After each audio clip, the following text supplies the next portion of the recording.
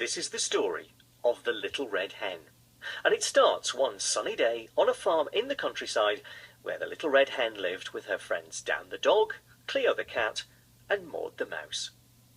Dan, Cleo, and Maud were all very lazy, and they never helped the Little Red Hen with the housework. Dan the dog liked to sleep in the sun. He had a favourite place on the back porch where he'd lie all day, dreaming about his favourite food. Cleo the cat was the same. She liked to sleep on the couch in the sitting room, dreaming about climbing trees. And Maud the mouse liked to sleep by the fireside, dreaming about what all mice dream about, cheese. The Little Red Hen didn't have time to sleep. She was so busy washing the dishes, making the beds, sweeping the floor, doing the laundry, tidying the farmyard, and cooking the dinner. On top of all that work, she had her little chicks to look after too. "I wish I could have a rest," she'd say. "If only Dan, Cleo, and Maud would give me a hand, we'd have all this work done in no time. But I have to do it all myself. It's just not fair." One day, the Little Red Hen was out in the farmyard working hard tidying the flower beds when she found some wheat seeds. Actually, she found quite a lot of wheat seeds, so she gathered them together and found a patch of spare earth where she could plant them. "I could really do with some help," she thought, so she called to Dan, Cleo, and Maud, who were all being very lazy as usual. "Hello, everyone," she said.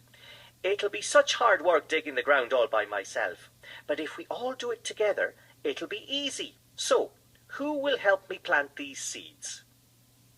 "Not I," said Dan the dog. "I'm having a doze just now. Maybe later." "Not I," said Cleo. "I'm so tired and couldn't possibly do any work." "Not I," said Maud. "I'm so comfortable in my little bed, so I'd rather not, thank you." "Then I'll do it myself," said the Little Red Hen, and so she did. She cleared the ground, made little holes in the soil, popped a seed into each one, and gave the seeds a drink of water. It was all quite exhausting. A few weeks passed, and eventually the seeds grew into the finest golden wheat. The Little Red Hen was quite proud of the crop she'd grown, and the time came to harvest the wheat and put it into bundles. The Little Red Hen knew this would be a lot of work, so again she asked Dan, Cleo, and Maud for help. "Wake up, everybody," she said. "There's such a lot of wheat, and I'm not sure I can harvest it all on my own, but if we all work together, we'll have it done in no time. So, who will help me harvest the wheat?" "Oh, not I," said Dan, who was still dozing. "Not I," said Cleo, who was still far too tired. "Not I," said Maud, who was just too comfy to move. "Then I'll do it myself," said the Little Red Hen, and so she did. Very carefully she lifted each strand of wheat out of the soil and placed it in a big pile on the ground. There was so much of it that it took the Little Red Hen a very long time, and when it was all done, she was quite worn out. After a few minutes' rest, she decided to ask Dan, Cleo, and Maud if they'd help her take the wheat to the mill, where it would be ground into flour.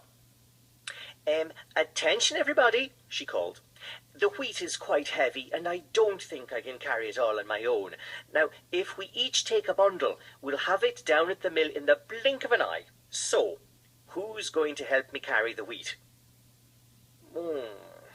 "Not I," said Dan, who was having a particularly lazy day. "Not I," said Cleo, who was in no mood to do any work. "Not I," said Maud, who thought that the idea of carrying bundles of wheat didn't sound very exciting at all. "Then I'll do it myself," said the Little Red Hen, and so she did. The mill was quite a long way from the farm, and the pile of wheat was too big to take all in one go, so the Little Red Hen spent the rest of the day running back and forth between the farm and the mill, carrying as much as she could. This was all very tiring, But after a long time and a lot of running, all the wheat was at the mill. The little red hen then set to work, grinding the wheat into flour, and when it was all done, she returned to the farm, carrying the flour in a sack. In the kitchen, she decided to turn the flour into a lovely cake for her chicks. But after all that running back and forth to the mill, she was quite weary. So she asked Dan, Cleo, and Maud for help. "Hello, everyone," she said. "I have all the ingredients for a lovely cake here, but I really am quite tired now, so I was wondering, who will help me bake a cake?" "Not I," said Dan, who had decided not to move all day. "Not I," said Cleo, who was far too relaxed to help out. "Not I," said Maud, who was just about to nod off for another dream about cheese. "Then I'll do it myself," said the little red hen. And so she did. She took some eggs, butter, sugar, and milk, and she mixed it in a big bowl with the flour. When it was just right, she poured the mixture into a baking tin and popped it into the oven. After a little while, the most wonderful smell started to drift from the kitchen. It really was delicious, so delicious that when it reached Dan, Cleo, and Maud's noses, they all sat up to see where it was coming from. When the cake was ready, the little red hen took it out of the oven. It was a beautiful golden colour and smelled so good that Dan, Cleo, and Maud all gathered round the kitchen table, hungry for a slice.